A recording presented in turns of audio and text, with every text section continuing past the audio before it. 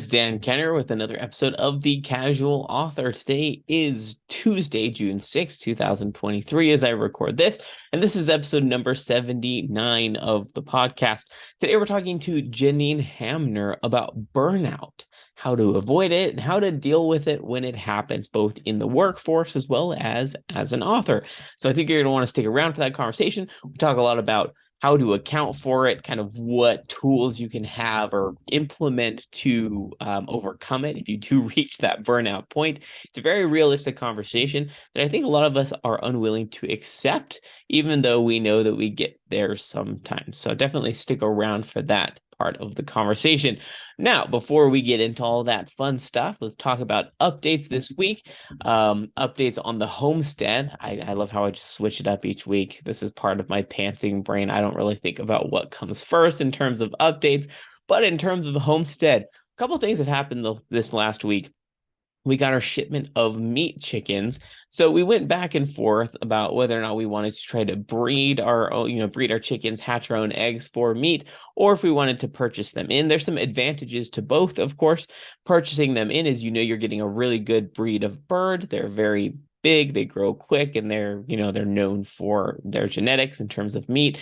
But the disadvantage is you're bringing birds in. Right there during the period of the bird sickness. I think it was a bird flu, or it's just a lot of sicknesses in the birds throughout the country. There was a lot of concern about bringing external birds into your flock, introducing potential diseases. So we were a little bit worried about, which is why we wanted to close our system. We got a dual breed, a hybrid breed of kind of medium to high egg layers, but also a bigger chicken. Generally, really high egg layers have a really skinny body condition, and they're just really tough. So we wanted to try that, but it's not going as well as we planned. Our hatch rate was really low. We didn't get as many chicks as we hoped from our hatching of them. I think we only got maybe 9 or 10. And we have a pretty big family, so we go through more than that many chickens per year. So we ordered them in. I think we got something like 30. So the chicks came in the mail last week, and they're all set up in their little brooder. They're happy as can be. It's funny to see little fluffy white chicks. I'll send it out a picture in my email list. It's just funny. They're great. But the thing about them is, when you get them in the mail, it's a little bit tricky because you never know if they're going to make it. Most of them did make it. We did lose a couple of them. Not a big deal. We worked with the company. It was all settled. But they're here. And now I'm starting to swim in lives of living things. So every year we get meat chickens and new egg layers. We just have like upwards of 100 animals to take care of. And most of the time I don't think about it, because it's just like, it's part of life, right? But then when someone asks me, they talk about my job and how I'm, feeding lots of mouths. And I say I'm literally feeding nearly 100 mouths. Of course, it's not that many right now. It's probably near 50 or 60, but still, it's crazy to think about.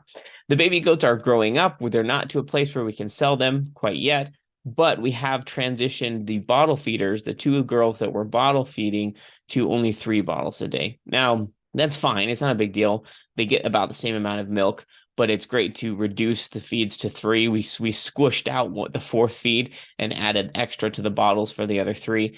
And they're taking it really well. So they're at the point where all the babies are drinking water to some degree, and they are eating hay. So they're not as reliant on the milk, which is good because, man, those babies, we're only bottle feeding 2, and they're taking a lot of our milk. So we're looking forward to not bottle feeding them. If we won't be able to wean them for still a few weeks. But we may be able to sell one of the babies a little bit early, because you can feed them cow's milk. So, if we want to sell it to somebody, they can just buy gallons of cow's milk and feed it to the baby goat, and they'd be fine. So that's where we are with the baby goats. They're doing well. They're thriving. They are more friendly this year than they were last year, which I'm very grateful for. I think that is partially because we didn't have bottle babies as long as we did this year. Last year, we sold them after about 2 weeks. They were still very young, but it didn't matter. The people that bought them were happy to bottle feed them. They had a source of milk that they could get to. So, and they were both boys. So we sold them really early. Now, because we've had them for longer, we go in and bottle feed them. And the moment we crouch down to feed the bottles to the other babies, all the other babies just come running, and it's just hilarious. They clamor at the gate. They don't want milk. They just want attention. So we'll pet them and we'll pick them up, and they're just way more friendly. So grateful for that. I think that's another advantage that we didn't expect for bottle feeding these 2 babies. So there you go. You live, you learn. But otherwise, the homestead is going well. We are almost done planting the garden. We have a wild amount of garden space. And every year we tell ourselves, let's not overdo it. Let's not plant too much because the upkeep is just wild. I don't know if we can keep up on it. And then we make it bigger each year. I don't know why we do that as humans. It's just like, but it's there. And my wife isn't pregnant this year, though, so she is feeling more up to keeping up on the garden. And I've been able to manage my work schedule so that I can get outside a little bit each day and work on the yard and weed and stuff like that. And we're putting down weed fabric. Anyway, it's going a lot better this year than it was last year. So that's great. Anyway, that's all the updates on the homestead front. Everything is stable, happy as can be, no complaints as of this week. In terms of author news, I did finish Dragon Blooded last week, which is so exciting. I can't remember if I mentioned it in the podcast episode last week or not. It's one of those things where I should take better notes, but I just know I won't. That's just who I am. Regardless, it's done. I'm sitting on it. I'm not touching it for a while. But right now I'm kind of dabbling in the audio recording of Awakened. So my books are published to Google Play, which does provide me access to the AI generated voices for the narration. So I went and dabbled with that for a little bit. I do have Awakened is technically live on Google Play in audiobook format with the AI generation. It's not perfect. There's still some kind of weird things. I was trying to listen through it to kind of pick up where there's no pauses, add the pauses. It doesn't really handle the accents that I've written into my books very well. So I'm struggling with that. I'm just deciding if it's worth editing those out because it will take some time. And I know that there's a lot of people who don't love AI generated books. Now, the AI generated voices are actually really good. I would probably listen to a book generated with this AI voice or these AI voices. I actually picked 3 separate ones because there's 3 different POVs in the Lightbearer Chronicles. But I'm still kind of deciding, is it worth it? I've also recorded the prologue myself of Awakened. And I'm trying to convince myself that it sounds okay. Because just realistically, as a casual author, with the amount of sales and revenue that I have, I don't anticipate that I'm going to be able to have the funds to pay for an audiobook generation. I would love to. I love audiobook narrators and I would love to pay for that. It's just realistically, it's probably not going to happen. So I'm considering recording it myself. The prologue was fine. I'm not convinced that my Janice voice is something that people are going to want to listen to. I don't want it to be annoying. The last thing I want is one of my characters to sound annoying, but we're trying it. I'm editing the prologue now.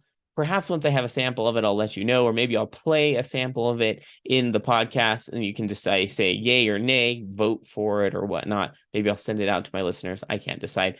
Regardless, I may record that. We're just kind of seeing that. I'm taking advantage of this no write period to do something else. I doubt I'd be able to finish the whole audiobook in the period though, because that's quite an undertaking.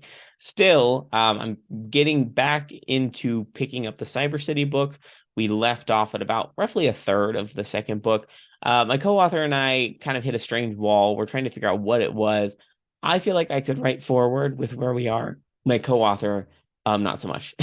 She's like, I'm not sure where to go from here. So we're trying to figure out, hey, what's the best way to coordinate this? Neither of us are plotters, but we may find ourselves forced to plot to some degree. Not like huge plot, minor details. But I don't even do that. I just write as I go. So it'll be interesting. I'll have to grit my teeth a little bit as we decide where we want to go with this book. But it's fine. As part of co-authoring, we're figuring it out, and we're just having a good time. So there's that. I've also been trying to get back into Amazon ads. I don't have a ton of experience with Amazon ads, but I have gone back to, I invested in the the ads for authors courses by Mark Dawson. It has been worth the money so far. It was a little bit expensive at the time that I invested in it, but I have it and I've been getting back into it. I was pleased that I logged into my ads console and at least found that I am making more money than I spent each month. So that's something. Is it a lot more? Not really, but it's there. Once I have a little bit more experience with it, maybe I can do some learning, shared and whatnot. But for now, that's what it is. They're just kind of sitting there with the keywords that I put in. Some of them are pretty good matches, but I'm guessing that some of them aren't as great of matches as I thought they would be. So I need to update some of those keywords, play around with that. On that front, authoring seems to be going well. It is stable. I do need to plan things out. plan things out. That's a loose term. Plan things out to some degree so I know publish dates and kind of like edit timelines for things. If you are interested in beta reading Dragon Blood, just send me an email at authordkenner@gmail.com. This is a YA fantasy. It's kind of like a portal fantasy. And it is, I like to say it's very similar-ish to like a Percy Jackson. I know it's not YA, but Percy Jackson-esque plus Pittacus lore, kind of like the I Am #4 series. It's kind of a combination of those things. So if you're interested in that, let me know. I'll happily send you a beta version of that. I'm thinking maybe end of June, kind of middle of July, depending on how fast I can get through my self edits. So once again, just email me at author.dkenner, and or submit the form at dankenner.com. I'm happy to chat with you there. So I think that's everything for updates. We can go ahead and shift over to the interview portion with Janine.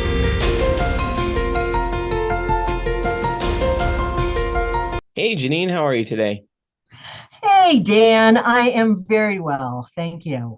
That is a very enthusiastic answer, and I love it. It means you are truly having a good day. Not that I don't believe people when they tell me, but you had a very real enthusiastic answer, which I like.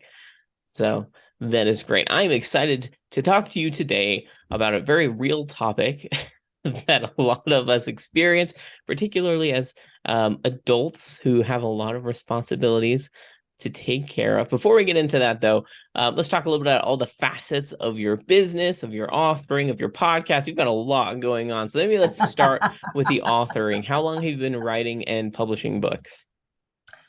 I've been writing forever. I was a political science and English double major in school, and I love writing. And I've always done some sort of writing through work.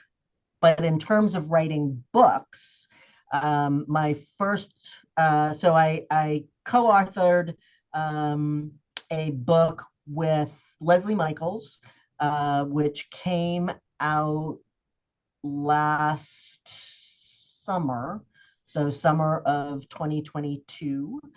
And then I got to contribute to a book put out, a compilation of essays by organizational leaders that came out in November. And then my first solo book came out in March. So it's been a lot of stuff in a very short period of time, which was not really my intent, but sometimes that's just kind of how life works out. Well, ironically, I've heard that a lot with books as well, particularly with people who, maybe they've been writing, but they've never really thought about actually getting to the publishing phase. A lot of the Uh-huh. times they're like, it just kind of happened, and I don't know how, but I just kept publishing things, and now I'm like, all right, what's next? Yeah. So it's not uncommon, but that's really cool to hear. So, and then in terms of the business/podcast side of things, let's talk about what is that all about? So I started my own business about 6.5 years ago. And I did it really because I realized that I was on a mission to have the world of work be one in which everyone could thrive, no matter who you are, what you do, what you're about. And so obviously, I'm not going to get there all by my little self, and I'm not going to get there probably in this lifetime. And to get as close as I can, I need to take advantage of all the things. So I'm always looking for people to partner up with to have a bigger reach. I do keynote speaking. I have a podcast called The Cost of Not Paying Attention. And then my business is what's called an organizational development consulting organization. And so what we do is we go into organizations when there are things that are happening between the humans that's somehow getting in the way of the organization being its best self. And that's what I do. Yeah, I mean that's Go and help them tweak. there's a lot of complexity to that, which will probably may kind of come up as we talk. But I think that's amazing. There's so many people, particularly listeners, who are striving to have a business, in this case, particularly through authoring, have an authoring business, have that ecosystem where you can maintain your livelihood and not have to work for the man, so to speak. I don't say that negatively. I work for the man, so that's not that's not a knock on working for companies. I do like my job, Absolutely not. Yep. but it's good. It's encouraging to hear. You started this and it's thriving and it's doing very well. Yeah. But I want to take a little bit of a shift to that burnout topic because that is a realistic thing that a lot of people, whether or not they realize it, have to confront at some time in their life. And Yeah. so for you, what is burnout? Let's just talk a little bit about what it is. What does it look like with a person? I know it's probably different per person, but like generally, what does it look like? Yeah. And it is different per person. And it largely has to do with feeling exhausted, feeling unconnected from the work that you are doing. It is something that can really be challenging. Like if you're in the medical industry or you're in the service industry, and part of what your job entails is connecting with other people and having empathy for other people and caring about what's going on with other people. One of the things that can happen when we're experiencing burnout is we just notice, like, we're sort of feeling like, so sorry for you that that's going on over there. Mm-hmm. Like we feel disconnected from the work, from the issues, from the opportunities, from the challenges, and really it's being driven by an innate feeling of exhaustion, and I don't have anything more in my tank to give. I don't know how to fill up my tanks. I can't find any resilience inside of me. I just could not care less. And and so when we find ourselves in that place, that's when then we have an opportunity to intervene, to get some help and support. And part of the reason that we're talking about this is that this is becoming a bigger and bigger issue. We're here in May as we are recording this, which is Mental Health Awareness Month. Mm-hmm. And so, as we are here in Mental Health Awareness Month, one of the things that I am really enjoying talking about is normalizing when we are struggling emotionally, mentally.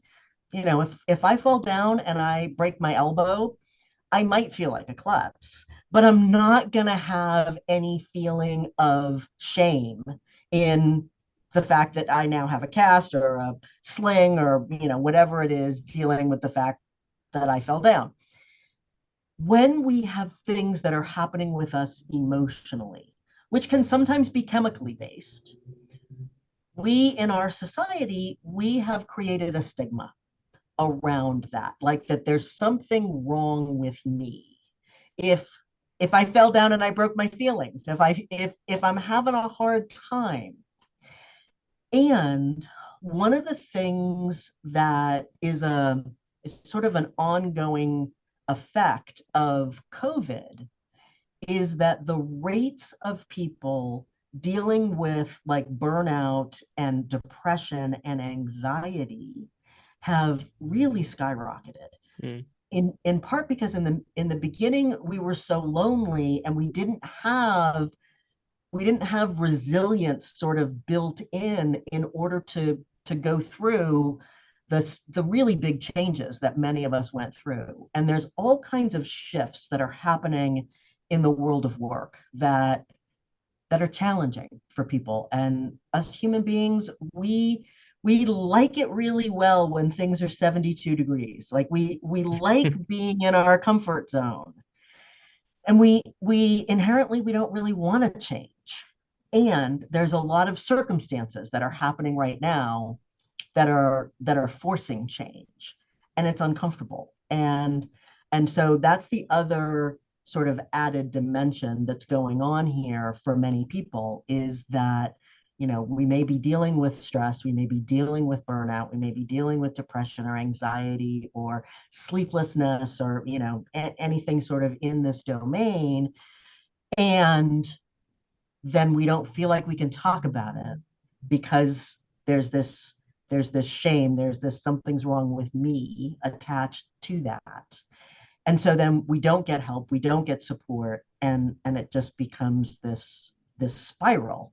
And so, talking about it and bringing it out of the shadows and having it be something that's more normal, I think is incredibly important. And so, Dan, I appreciate that, that you wanted to have this be part of what we talk about today. Thank you. Well, and I think I agree with everything you said, and having been through it in parts, I mean, I can't necessarily pinpoint specific parts of my life where I've been at that point or whatever. It just kind of depends. Yeah. Things happen, and I've got 6 kids, job, goats, chickens, religious responsibilities. There's a lot going on, right? So there's lots of highs, there's lots of lows, and it is what it is. But I think the interesting thing that people aren't realizing is one of the bigger reasons. I mean, there's a lot of really good reasons why treating this seriously is important. One, from the obviously life-threatening perspective, it's very sad. There's a lot of really serious things that a person could do to themselves or others, and you just need to be aware Yep. of that. But even without going to that extreme, that situation, which is realistic, there is the productivity piece of it, which, a Right. lot of people I don't think realize can eat at you without you even realizing it. Like, I think there's a lot of people out there who aren't tracking their productivity. They're just feeling generally down, whatever, yada yada, but maybe they don't realize they're just being unproductive. Yeah. Days go by, particularly authors, where there's like, I just haven't felt like writing for the past 2 weeks. There's like, okay, well, don't you? There's something wrong here, right? Like, Right. If this is really how we're seeking to be making our living, and something's wrong, in right? in most jobs, if you don't show up for 2 weeks, Right. they might sort of wonder what's going on. If they even make it to 2 weeks, yeah. and Right. so and so that's why it's one of those things where, so there's kind of like the prevention, which you can't always 100% prevent, but then there's also Yeah. the kind of like mitigating slash healing piece of it. And so let's kind of talk about those things, right? Yeah. I wish there was a specific formula to be like, you can prevent this 100% of the time. Right. Probably No, not, you right? can't. But let's talk about Right. prevention. Because things happen. Right. And life gets messy, Yes. and parents die, and pets Sickness die, and happens. sickness happens, and arguments happen, and Mm. life is not for the faint of heart. It can be messy and it can be challenging, and I think part of what can be helpful is just that recognition. Mm-hmm. Like, is just the, like, oh, right, I was never promised a rose garden. Like, we have this idea, and I don't know about you, but I know, like, when I was growing up as a little girl, there was this myth in society, and there still is, that when we grow up, when we get married, like, then, like, that's where the story ends. Then things everybody lives happily ever after. And so we keep waiting for the, like, where's my knight in shining armor? Where's the happily ever after? When is it going to get easy? I'm It's not. super sorry, friends. It ain't. Like, Yeah. it's just the nature of the beast. I mean, Mm-hmm. there are times when the seas are calm and everything's sunny and everybody's living at 72 degrees, and that doesn't stick around for very long. And Mm-mm. so part of what we get to do is remember that, and then practice resiliency. Mm-hmm. And resiliency, I like that word a lot better than, like, grit, Mm. which went around a lot.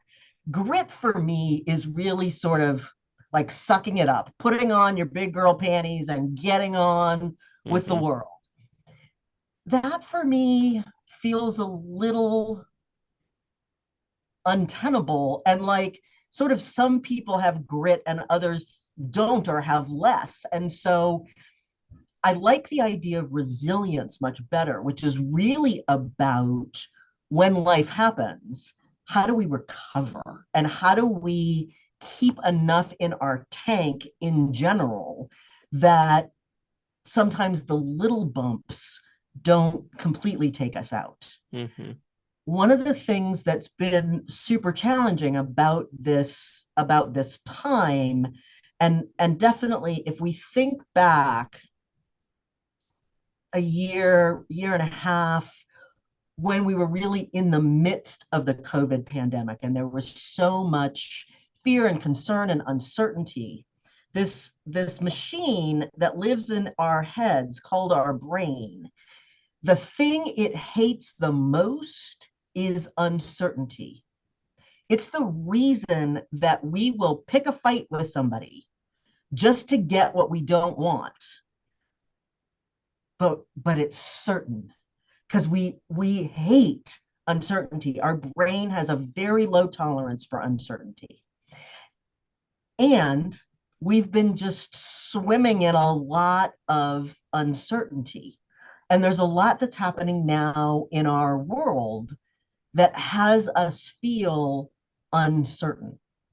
And human beings, like, fundamentally at our core, we only, like, forget about food and air and water. Like, yeah, we need those things. And as a human, to thrive, we only need three things.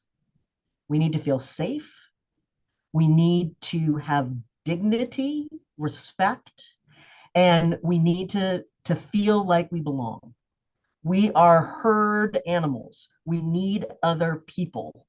And and so, this time that we've gone through, it's, in many of us, it has created a need to find a new practice on resiliency, which is really about getting back up when we get knocked down. And, unfortunately, a lot of the things that promote resiliency are things that we all know we should do,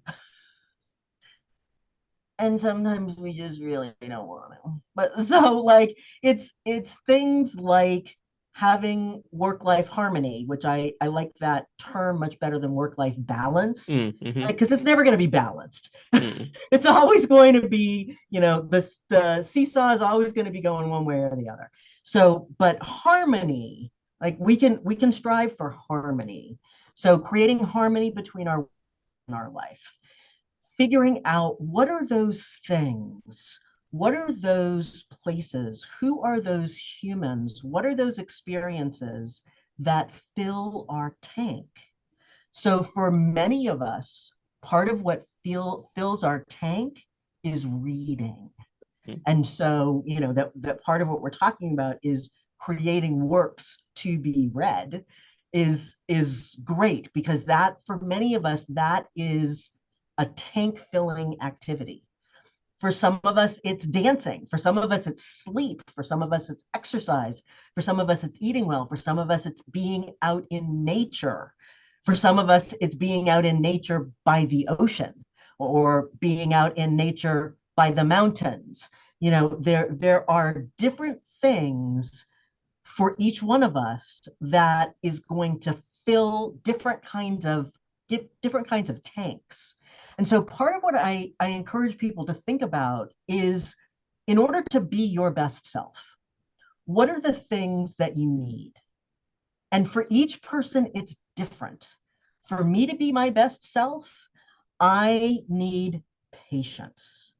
I need patience for my clients. I need patience for my husband. I need patience for our kids. I I need patience for myself. I need patience. I also need belonging. I Mm-hmm. need to feel like I'm connected. I need connectivity. And so then like what are the things that I do that fill up those unique tanks? There are activities that I do that help me source patience, that I find I am more patient when I have these things in my life. Sleep is a really big one of those for me. What's sleep though? No, I'm just Yes, with six kidding. children, what is sleep is a completely reasonable question for you. And it could be rejuvenation. Sure. It could be like something other than entirely sleep Hmm. that gives you energy. Because, and it may be that part of your source, Dan, for creating energy is spending time with your family. Hmm. I have a hunch that it is, Yeah. that gives you energy. And so we want to figure out for ourselves, what are those things? What Conversely, we also want to think about, what are those things that just drain me to the bottom? And if we can, if it's not your mother-in-law, like if there's something you can do about it, then do something about it. And Right. sometimes it is people. There are people in our lives who drain Hmm. us of energy. And sometimes there are things that we can do to change those relationships, or even to end those relationships, Hmm. in order to create more resilience within us. Absolutely. So this is a hard question, and I don't know if you've ever gotten this before, but I think a lot of it totally makes sense in terms of the concept of you draw energy from certain things and you expend energy on other things, and it's a Yep. very logical exercise. The question I have is, what would you recommend for someone who doesn't know? What if you ask them, like, well, what gives you energy? And they're like, I have no idea. Like, I'm just Yeah. like in this phase of survival where I don't even know. I wake up in the morning and suddenly it's night and I'm like, I don't know what happened. I'm exhausted, right? So, like, what exercises would you lead someone through to even identify what gives me energy? What expends my energy? Like, is there an exercise that you've outlined or someone has outlined somewhere to determine what those things are? So you want to start thinking about, what, like, when I go on vacation, Okay. what do I love to do? When people are visiting me from out of town, what do we love to do? Sure. Okay. What When I have a lot of this in my day, how do I feel at the end of my day? Sure. Okay. So you want to think about experiences and times. And like, when I have a weekend all to myself, nobody needs anything, relatively speaking. And I It's a have myth. some. It's a myth. I'm Yeah, just kidding. it sort of No, is. But occasionally we have days, it occasionally does. we have Yeah. weekends, Yeah. occasionally we have, a few hours just to ourselves, or Yeah. where we could do whatever we want. What is that thing? Yeah. And then sometimes, or what are those things? And then sometimes we have to just sort of try on stuff. Okay, so this idea of like taking a walk, that sounds like a good idea. All right, I'm gonna try that. All right, I did that a handful of times, like not once or twice. Did it a handful of times, maybe 10, maybe 20. That's not working for me. Okay, Mm-hmm. great. Then that ain't one for you. Maybe it's meditation, which honestly can just be closing your eyes and getting centered and breathing. Like, there doesn't have to be anything big and woo woo about meditation. It can just be like getting centered, getting quiet, breathing deeply. The cool thing about taking a deep breath is that when we aren't doing great, when we are having a hard time, our breathing tends to be much more shallow. Mm. we're tense, we're frustrated, we're angry, we are whatever that is. We're breathing in a more shallow way. When we take a deep breath, it literally resets our brain. So when we are breathing in a shallow way, as far as our brain knows, there might be danger, because usually Mm-hmm. if I'm breathing in this way and I'm excited or anxious or whatever, it's because there's a problem, there's a threat, there's an opportunity that I'm afraid of missing. There's a something that is activating me. When I breathe in slowly and exhale slowly, my brain registers, oh, there's no threat. Everything's okay. And so if we've gotten hijacked, if we've gotten, if a button, one of our buttons has gotten pushed, if we got pissed, if we got upset, if we got, whatever we are on that spectrum, we may be in a level of flight, fight, freeze, defend. And when we then breathe deeply, it puts us back into our prefrontal cortex, into the big part in the front of our head, which is where we actually think, where we process information. Because when we're in that fight, flight, freeze mode, that's literally all our brain can do: fight, flight, freeze. And one of the things, there's so many things, I could go down a deep rabbit hole, so you'll have to pull me back, Dan, but there's so many things that are fascinating about our brain and what gets happened when we get hijacked. I was just on a call earlier with somebody, and I was talking about how I believe that part of the reason that we are having so many issues as a society with reproductive challenges is obviously not in your family. Y'all are doing just fine. But in we're doing okay, yes.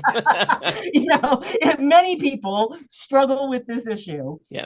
And part of it is because we are living in a state of constant stress. Mm-hmm. And when we are in that fight, flight, freeze mode, one of the things that happens is different systems in our bodies shut down. Because as far as that, so that part of our Yeah. brain is controlled by our amygdala, which is way back in the back of our head, like tucked up underneath. It is the oldest part of our brain. It got developed before speech. And so, as far as that part of our brain knows, we are all still living in the Serengeti. And there are tigers, and, there's real danger. And so, our digestive system shuts down. It's the reason that if you get into a big fight with somebody, you're no longer hungry, because you don't need to digest food in order to run away from the tiger. Mm-hmm. Our reproductive systems also shut down because we don't need to make babies when we're running away from the tiger. Yeah. All we need to do is run. And so I think, back to where we started, this issue of burnout and stress and resilience, it's having a big impact on our collective selves. And so figuring out, trying on different things. All right, maybe I will read something. I mean, one of the things, every quarter I go away by myself and take 2 or 3 days, and I get to eat whatever I want, and I get to read whatever I want, and nobody needs anything from me. I don't turn on the TV. I call my husband at night. I call him in the morning and I call him at night just to say hi and check in. But all I'm doing is reading things that are fun, like nothing to grow my brain, nothing to challenge me, just like romantic comedies and adventure and mysteries and just stuff that I enjoy, that feeds my soul, once a quarter. And it then gets me through to the next quarter. And so it's all about finding practices, big and small, that are going to help us create that resiliency for ourselves. And for those that we love. Well, and I think it's interesting, a lot of it is, this is why it's a little bit ironic. Sometimes to deal with burnout is challenging because we feel so busy, we feel so rushed, but in order to not, you have to stop and have that moment of introspection. Like you said, kind of run those test scenarios in your brain and off, maybe even live scenarios of let's Yeah. try it. Let's see what happened. Did it make me feel better? And I think a lot of people are either unwilling to do that or they don't feel like they have time to do that. And that's the thing, it's just like, you make time. You have to. It is non-negotiable. And there's so many people that say you can't take care of other people before you take care of yourself. And that's very true. It's kind of the same. People use the situation of in an airplane, right? They Right. they say when the air masks come down, you have to put yours on first before your loved one, no matter how much you love them, because otherwise, there could be problems, right? Same Right. type of thing. And I think a lot of people don't treat it that way. And it can affect everything. And we've already talked about the writing aspect of it. It's very logical. Same thing with the eating and the reproducing, everything. Same as creating. How can you possibly create if Yeah. you're just in this stress situation? It's just not going to happen. And it's good to know, it doesn't have to be complicated to figure that out. And you can take it in small steps. And I think it gets easier, right? As you do recognize those things and you start allowing yourself that space to fill those tanks, then you can be like, oh, now I feel better today for even 30 minutes. I'm going to use that 30 minutes to figure out the next thing, right? And you just kind of build it up over time. So, Yeah. but I just want to make this note about grit versus resilience. I know that was way back at the conversation. One feels a little bit more permanent than the other. When I hear Yeah. grit, for some reason, that feels very temporary to me. Like you can Oh, have grit for a short period of time before you fall over. burn out. Right? Like, I mean, you can muscle through stuff, maybe not forever. Resilience is that muscle, it is that ability it's like that grit plus change, that adaptation that allows you to move forward continuously. So I that's love kind of that. the way I like to view that. So we've talked a little bit about prevention, we've talked a little bit about mitigation. So what are your recommendations? You maybe don't have recommendations, but when you've identified something that is, leaching your energy, leaching your happiness, whatever that is, what advice do you have for people who have a hard time giving things up, who have a hard time stopping? Because there's a lot of people that are no, they're not hoarders or anything in Yeah. that literal sense, but maybe they're afraid to let something go. What advice do you have for people that are in that space?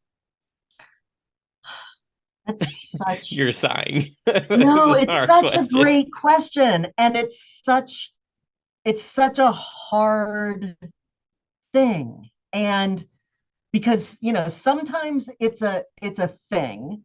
Sometimes it's a pattern that we've fallen into, a bad habit Sure. that we've fallen into. My husband the other day, we had said we were going to do something, and then like 3 hours later, I was still on the couch, and he came in and he said, "What's going on?" And I said, "Oh my gosh, I'm so sorry. I fell into an Instagram hole." Yeah. And I was It just, happens. right? It happens.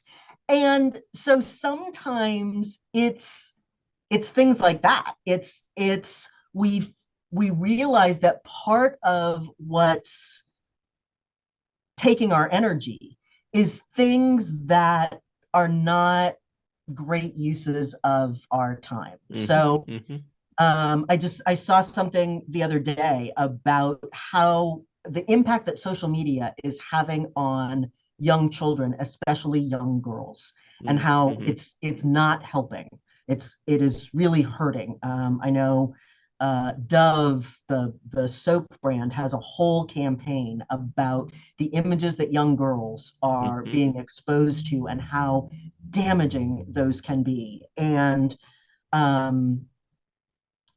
and so it may not be like that, and it may be that we're spending time doing things on our phone. I mean, I'm completely addicted to Candy Crush, and I give myself, like, I set a timer on my phone because I know I could be doing this, and 3 hours later, suddenly 3 hours have gone by, and all I've Mm-hmm. accomplished is I've played Candy Crush. and it's not giving me anything. Hmm. It's like I am it's like I'm sitting and watching TV and just eating popcorn Hmm. just because it's there. I'm playing Candy Crush just because it's there. I'm not getting any nutrition, nor my tanks being filled up at all. And so figuring out, like, okay, it's harder when it's a human being. Um, when we realize, and I have had this experience, I've realized, like, I've known you for a long time and I care about you and I would love you to have a wonderful life, and you're really toxic for me. Like, you're really negative, you're really, whatever it is that's not working for me. And I need to create a boundary. And it may be that that boundary is such a big boundary that it's a wall that, I can't come out and play anymore. Hmm. I'm not going to be available. And then eventually, you don't have to be mean, you don't have to be cruel, you don't have to say, you're really toxic for me and I'm not going to be your friend anymore. You can just suddenly stop being available, and eventually people will get the message. And and sometimes we can't cut that relationship. It's somebody in our family, or it's somebody that we really love, and yet they're very challenging. And so then it is truly about figuring out, how do I create a boundary, and how do I practice resilience after I spend time with you, so that I can recover back to myself quickly. And then it's figuring out, so who are the safe people that I can go to and say, oh my gosh, I just had to spend time with Frank, and Frank's really hard for me, and here's what was hard, and here's how I tried to show up. And then they can have empathy, and oh my gosh, I'm so sorry, and, like, you did such a good job. You, like, because we humans, we love appreciation. We want to be seen, so we want that affirmation, like, I get it, why that just really stunk for you. And then we also want, like, but man, you killed it, you did a great job, you really were present for them even though they're really hard for you. And then we want to also figure out, like, so then what are the other things that are going to help me recover well? Do I need a nap? Do I need Haagen-Dazs? Do I need a walk? Haagen-Dazs. Haagen-Dazs. Do I need a walk in nature? Do I need a glass of wine? Do I need, like, whatever those practices and things are? Do I need to sit on the floor, lie on the floor and put my feet up on a wall for 20 minutes? Do I need to put in audio tape that's the sound of rain, Mm. or the sound of children laughing, or, like, whatever those things are that create joy for you, that create that experience of,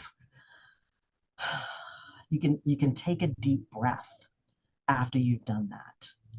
But You here, I want mean, to. there's a lot of things in there. And I think one thing that people maybe don't realize is sometimes quitting. I'm going to use the word quitting in a positive Yeah. sense here, right? Because Yes. sometimes quitting something, whether it be a relationship or a practice or an addiction or something, can feel Yep. as difficult or as serious as an addiction, right? Yep. Because you've been in that for so long, you're just so used to it. But I think a lot of it comes down to feeling selfish, which is a little ironic, right? Yeah. Because you're not being selfish. Right. You feel selfish letting something go because you're just like, oh, particularly a relationship. You're just like, oh, I'm just being rude, I'm just being selfish, yada yada yada. But in a way, it's ironic because you're taking care of yourself so that you can give back for others. There's going to be a Right. circle around result of that. Your joy, your well-being is often you've got dependents, whether it be actual dependents or just Right. relationships, friends, other family members, colleagues, People who need you to show up people who great. need you. Exactly. There are people who need you everywhere. And I don't think you realize that by keeping this energy sucking practice, it's a problem. You're not being selfish by severing that. Instead, you're being selfless because you're allowing yourself to become better so that you can give back. And I think a lot of people don't see it that way. And so that's why Yeah. quitting might be so difficult, is because they're just like, I don't, it's hard. And it is hard. It is. Yeah. But the way you discussed your kind of thought process, kind of the approach to quitting, whether it be slowly or quickly, softly or hard, I guess it Hardly. depends on hardly, it's not a word, Right? but I'm not an editor, so but yeah, I think that's the thing that people need to realize when they're approaching this life-changing overhaul in this burnout phase, or even pre-burnout. Yeah. You're kind of I love moving it that you brought that up. And especially because for women, often who are socialized to be, the nurturing ones, mm-hmm. doing something that's just for ourselves can feel very selfish. Yeah, it can. And it can feel hard. And so if you find that you are one of those people, listen to Dan and Janine. It's not selfish. I had to go It's practically selfless. throw my wife in bed the other day, because Yeah, she was saying she was exhausted, and she's like, "But I can't because you've got dishes or whatever, the kids." And I was like, right. "It's fine. Like, it's 30 minutes. It's not a big deal. Like, just go." And she just wouldn't. And so I was like, I just grabbed her softly by the arm. She's like, "What are you doing?" I just went and I just sat her on the bed. It's like, "I'm locking this door and I'm not coming back for 30 minutes." And she was like, You get a "Okay, husband gold fine." star. Well Anyway, done, she Dan. was laughing, and she did end up taking the nap, and it was great. It wasn't that big of a deal. Like, it was totally fine. But anyway, yes, that is an example of, yes, I think it can be difficult, particularly for women or mothers. These Yep. they feel like they have to give more than take, but you do need to take some. Otherwise, there's nothing to give. Yeah. Um, so anyway, that's just a little bit of a funny anecdotal story from this week, even, No, great. because we had Perfect. sickness sweep our family, but that's a different story. It was This last Uh, weekend was insane. Um, I but am sorry. And I'm it's all glad good. you're getting through it. Yeah, it's all good. So any advice that, so you've written some books, you've got this podcast. What do you have recommendations for where people can go if they want to seek more information about, whether it be burnout or just how to handle life better? Do you recommend your podcast? Do you recommend a specific book that you've written? So yeah, absolutely. Come check out my podcast. It's called The Cost of Not Paying Attention. And we talk about all the things to which we are not paying enough attention, Mm, usually in the world of work, but not always. And definitely reach out to me. The best way to reach me is through LinkedIn. I'm the only Janine Hamner Holman there. And there's so many different resources. There was a book that came out during there were actually literally 100 books that came out during the pandemic about burnout. oh, interesting. And yeah, right. So, go to the Amazon, go to your local bookstore. There will be a lot of resources. And, it's just like cold medicine. You have to find the one that works for you, Hmm. because everybody has a different perspective. Everybody's looking through a different lens. And there's a line from a movie that I love that's, everybody's got baggage. I'm just looking for somebody whose luggage matches mine. And so you just want to find somebody whose luggage matches yours, that their perspective would be helpful for you. That There's a lot so of that is resources a out piece of there. advice from a burnout perspective, and as well from an author perspective, that I think I want to highlight just a little bit. So I mean, you can apply that to human, right? Definitely find someone who you match, that you can just relate to, you connect with. I think that's really important. But also say a lifestyle. If you think about that from a lifestyle perspective, you need to get your lifestyle, your life, to a place that you connect with, that you match with. Mm. And sometimes that other person can help you reach that point. And so I think that's that constant evaluation and that constant thought that will help you get to that point. Now, if you're someone who, I'm just going to point this out, part of the reason I started this podcast was that feeling of isolation. Many authors, even people who are just working, may feel isolated, particularly if they work from home. I felt isolated as an author, and that's why I started this podcast, to help listeners and help myself connect with other humans who are doing amazing things, who have commonalities with myself, and just engage in this really positive and thoughtful conversation. So, people listening might be like, Janine's awesome. I connect with what Janine said. I want to connect with Janine and learn more about her. And, if this is the method, the mode for people to find those connections, great. Selfishly, it was for me starting this podcast, but I'm happy to give back, and hopefully people can find some resources that are helpful for them. So I think you mentioned it, but I believe your website is janinehamner.com, where they can find much of this information. And are there links to your books there? Should they look somewhere else for your books? Maybe just search for your name, Amazon. You're laughing. You need to search for my name on Amazon. I'm naughty. I have not yet put links to my books on my website. That's on my list of things to do. And we all have those lists, and I will get to it, and I have not gotten to it yet. So yeah, Amazon, Janine Hamner. I'm the only one. 3 different things will pop up. That's me. Perfect. Excellent. Well, thank you so much for your time. This has been amazing. Dan, thank you so much for the invite. This has been wonderful. Thank you so much.